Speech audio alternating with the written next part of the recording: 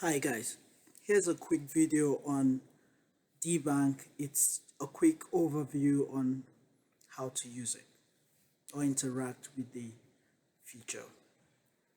First thing first, how do you log in? There are two options. When you type in the URL, you can either log in using MetaMask or Wallet Connect. If you have MetaMask on your web browser, it's going to pop up. You just need to enter your password and it's going to load up. If you don't have MetaMask on your wallet, when you type in the URL, it's going to display this info. So you either install MetaMask or you use Wallet Connect. And how do you use Wallet Connect? You just click on this QR code and scan it on your mobile wallet on the Wallet Connect option. So I'll go back to the initial screen I had. So yeah, we're logged in now. The first tab is called Dashboard. It shows information about the platform, Dbank. It shows you the total deposits and the total active borrows or loans. For now, we just have a default. It's showing the global data from Bitcoin, Ethereum, the first five crypto assets from market capitalization. I mean, after we go live, this is gonna update to actual information about Dbank, meaning total deposits made of supported assets and total loans or total, active borrows and all that. Now, my deposit is where you make your deposit or see whatever deposit you have made. Here you see the supported assets. It shows you what you have currently in my wallet or in your wallet, and also shows you what you have deposited into Dbank. It shows you other stuff like USD value, APY, and other stuff. Now, to make an additional deposit, for example, I have 0.68 BNB in my deposit, but I still have more in my wallet. I can decide to add more BNB. Let's just assume I want to add one more. I just click on new deposit like I did, enter the amount, or let me slow down. So you click on new deposit, open new deposit, select whatever asset you want to deposit, the amount, and click on deposit. I mean, for BNB, you don't need to do approval. It just allows you to directly confirm the deposit. Now, if I'm going to deposit something like ETNA, you have to do an approval first, approve your deposit or approve the move, and then confirm the deposit. You will see that real soon. Now the deposit has been confirmed. You see that 1 BNB has been moved from my in wallet and has been moved to my deposit. Let's deposit something else, maybe ETNA, or for the benefit of those that want to see, let's do NFT. And we're going to put an all button that allows you to select all, but when you select NFT as what you want to deposit, it shows you what you have in your wallet, and you can just click and select, and you can click to deselect. So let's assume I just want to deposit these two. I can now, it shows you the USD value. You approve it. When it's approved, this has been approved already, so it's faster, and then you click on deposit, right? I always like to increase my gas fee just to ensure that it's faster. And you see every transactions I do, you see a link to the transaction on BSC scan, so you can monitor the confirmation. But I'll just stay here because there'll be a check mark here when it confirms.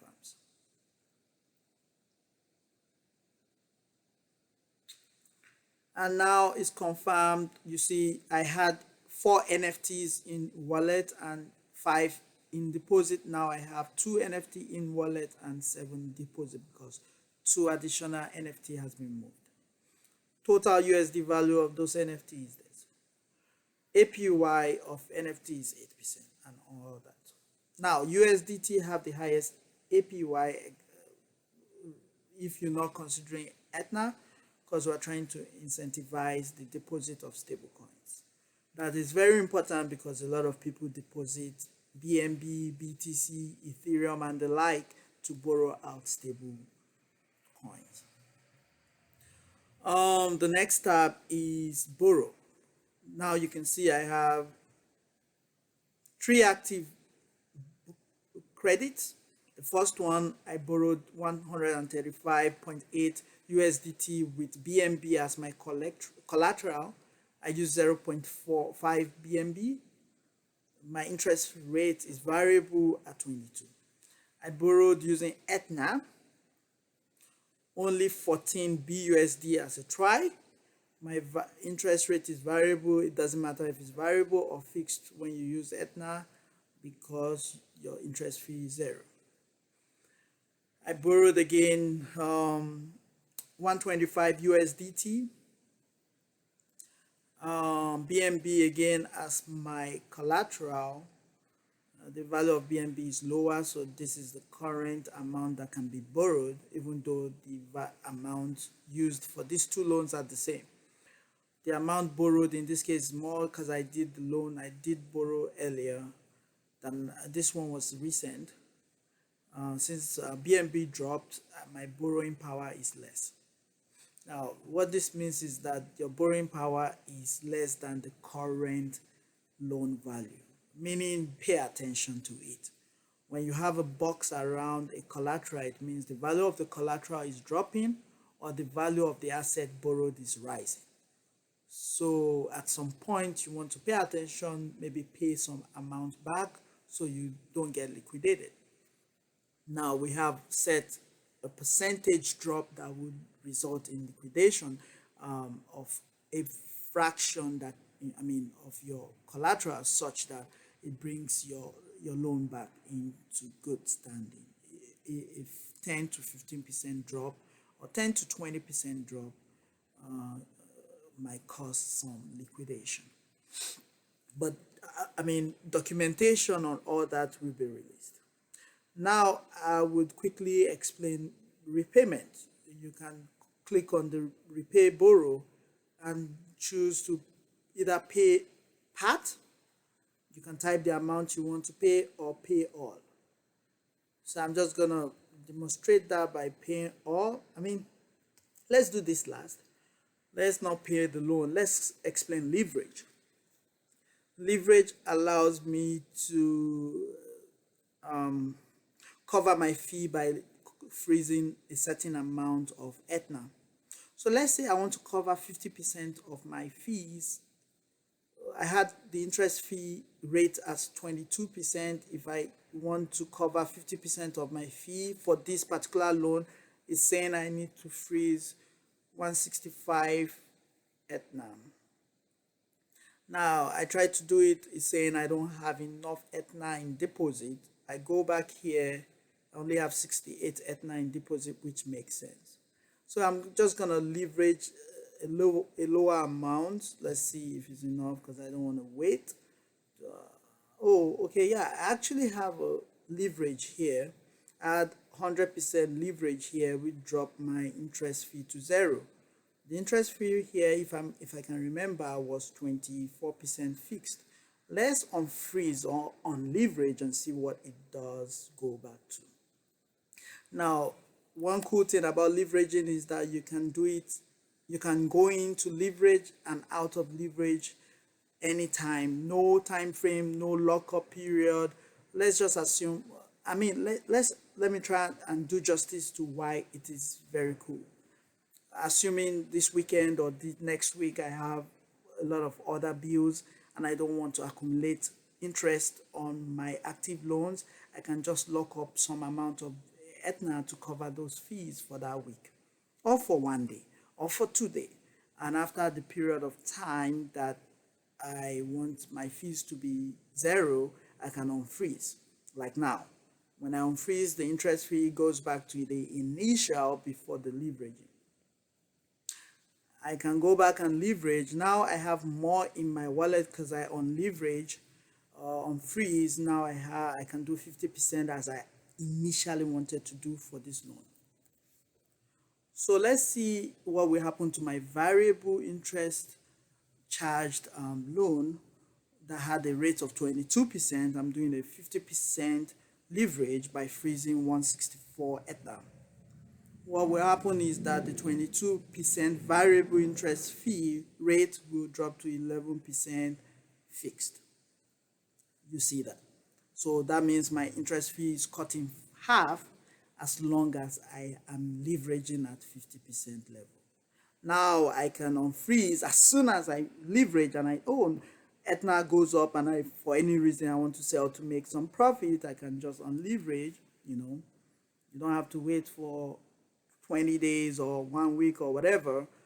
It's just an additional feature that gives you some convenience in fee cancellation of some sort. Now, after unfreezing or unleveraging, and you see my interest fee goes back, and the quantity of ETNA that was locked up initially goes back to my deposit. You see, my deposit was showing 68 point some, is back to 400 and something because all my frozen ETNA are released. Now repay. Let's pay back this loan. I can decide to pay part. The loan is 135. I can decide to pay half of the loan, 10 USDT back or whatever. But I mean, let me pay all. You can just click pay or borrow, right? And click on confirm or approve payment. When the approval confirms, then you actually repay. So 2 confirmations are required. So I would wait. Now it is approved. Now click on repay. And if I have enough in my wallet, I won't have error. If I don't have enough USDT to pay back the loan or the amount I intend to pay back, then it's gonna fail. Or through an error, not fail, but fail through an error. So you won't be able to confirm it in that case. Now, the interest, the loan has been paid off. You don't see it no more in your dashboard. It goes away. And if you pay everything back, you will see nothing in your dashboard. The last feature is liquidity and I already have some updates will be done on icons and all that. Now I have different liquidity and active. Let's try one. So let me see what I have. I have 1,000 plus ETNA and I have some BUSD. So let's farm, or let's take some LP token. Let's take some ETNA BUSD token. I don't have any. Let's see if I have. I can't remember. So let's see. You just to stake liquidity token. You click on add. And one thing I would like to state is, even though I have ETNA BUSD, I can have multiple ETNA BUSD because I can stake different lockup periods to increase my interest rate. So you see my lockup period for 1 week is 30%. Sorry, for 1 week I get APY of 30%, for 2 weeks 40, and for 1 month 50. For now we have those 3 lockup thresholds because we want to see if users want longer lockup periods. If that is not necessary, we wouldn't add longer lockup period. But it takes us 10 minutes to add additional lockup periods, so it's not a big deal.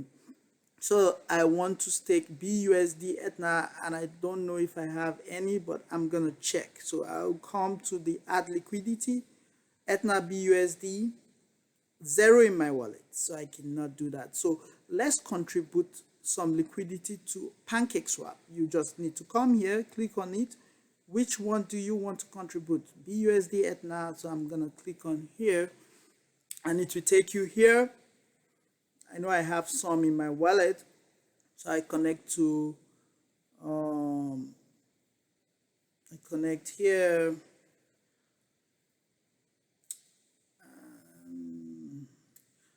And I guess we do the waiting game. We play the waiting game because PancakeSwap, Binance Smart Chain has been having slow, it's been loading really slow.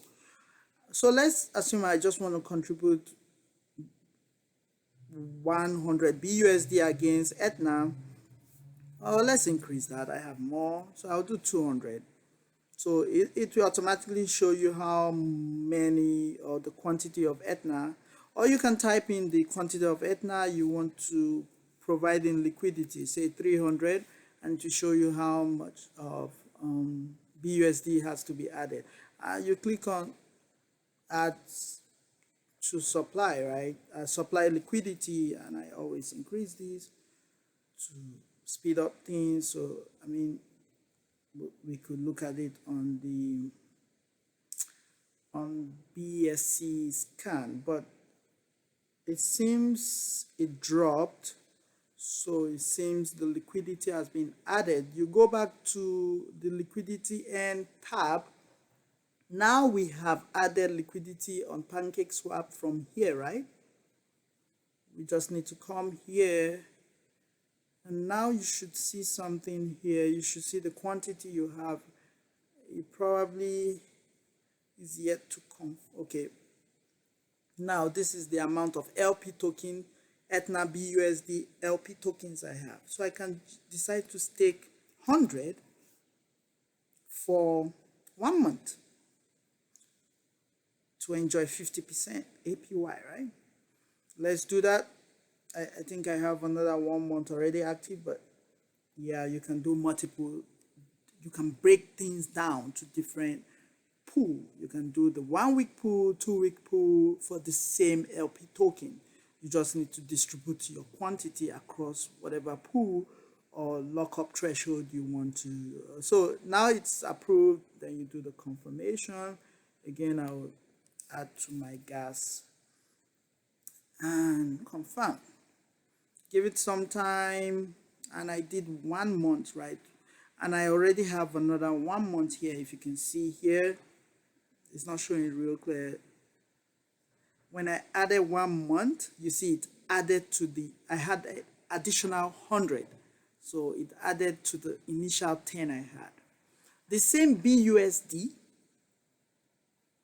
I mean, I still have some, and that would be updated. Oh, it must have changed to BNB. But yeah, you see, I still have some more. I can now decide to say, okay, let me add 50 LP token to the 1 week pool. You know, the same LP token, you're just distributing all the liquidity across whatever pool you want to add it to, which is cool because it gives you some flexibility based on your plan in terms of withdrawal, and it gives you options to a very good extent optimize your yield.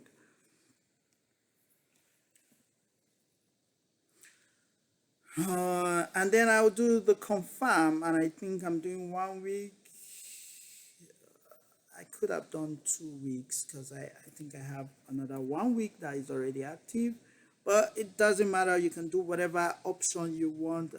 And initially I have 20 here and I'm adding 50, so it's supposed to update to 70. And you saw that it did update to 70. The lockup period is 7 days because it starts all over. Now we'll go back to the borrow because there's something I didn't show. Let's take up a loan using NFT. NFT, in the case of NFT, you can use only full. For now, I mean, and the collateral value is, it shows you how much loan you can have access to.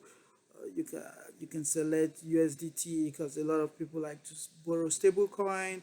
It doesn't matter if it's fixed or variable because NFT also gives you interest-free loans. And then you can just click on confirm. The gas fee is probably I mean, it's still the same, but I'll make it higher here because this is actually moving NFTs, you know. So I'm taking a loan out of with the NFTs most of you have.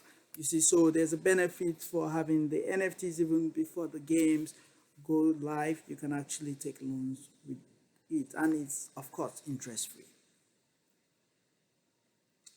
Give it some time, waiting for Binance matching.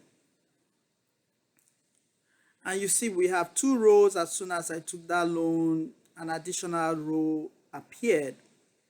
What this means now, this loan is active. I don't need to leverage because it's zero interest free. And this is the amount of USDT. If you go back to my deposit, you can actually see what you have in your wallet, that it actually increased. The USDT, whatever you borrow goes straight up to your wallet. So thanks guys for watching.